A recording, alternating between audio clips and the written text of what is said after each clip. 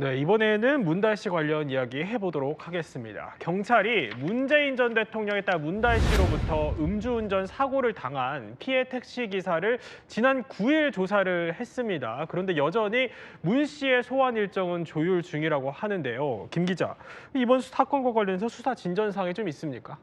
네, 말씀하셨듯 택시기사 조사는 마쳤고요.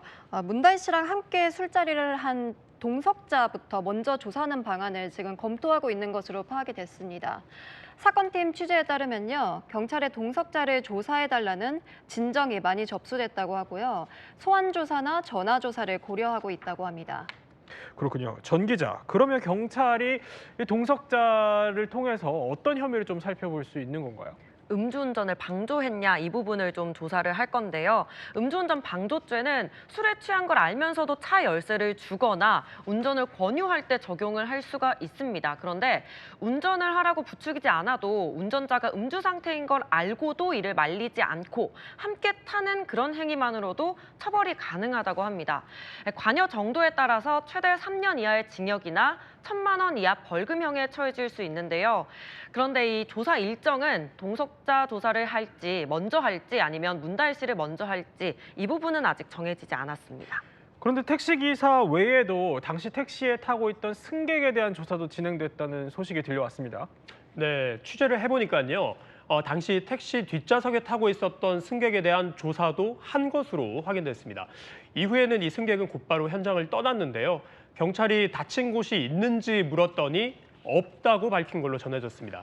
다혜 씨에게 어떤 혐의가 적용될지는요, 상해 진단서에 달려 있을 텐데요. 현재까진 피해 택시기사는 경찰에 이 진단서를 내지 않은 걸로 확인됐습니다. 그런데 이 문재인 전 대통령은요, 아직까지 별다른 입장을 안 내고 있습니다. 개인 SNS 글은 전혀 없고요. 평산 책방 홈페이지 유료 회원 게시판에 글을 올리긴 했는데 한강 작가의 노벨문학상 수상을 축하하는 내용이었습니다. 친문계에서 의견을 좀 입장을 내고 있는데요. 윤건영 의원에 이어서 오늘 고민정 의원이 한마디 했습니다. 성장한 자녀인데 거기에 대해 뭐라고 얘기하는 것도 어려운 일이라면서 지금은 때가 아닌 것 같다 전했습니다. 이런 가운데 김 기자, 검찰이 문달 씨 송금 내역을 들여다보고 있는 것으로 알려졌는데 이건 또 왜 그러는 겁니까? 네, 이건 앞에서 설명드린 사건과는 완전히 다른 사건인데요. 문재인 전 대통령이 뇌물수수 피의자인 사건입니다. 사건을 수사 중인 검찰이 다혜 씨가 태국에 거주할 때 수천만 원대 뭉칫돈이 국내로 수상하게 송금된 정황을 추가로 파악을 한 겁니다. 사건의 설명을 좀 드리면요. 다혜 씨가 2018년에 서울 구기동 빌라를 약 5억 원에 매각을 하고요. 2019년 이 5억 원에 2억 5천만 원을 보태서 서울 양평동 주택을 대출 없이 매입합니다. 검찰은 이 과정에서 자금이 송금된 과정을 의심스럽게 보고 있는데요.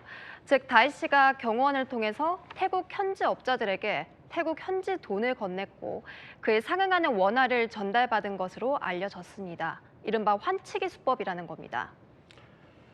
네, 또 검찰은 어제 백원우 전 대통령 민정비서관의 주거지를 압수수색했습니다. 문 전 대통령 딸 다혜 씨 부부가 태국으로 이주하는 과정에서 이 청와대 차원에서 지원했는지 등을 들여다보기 위해 증거물 확보에 나선 것으로 보입니다. 그렇군요. 관련 사건은 더 지켜보기로 하고요.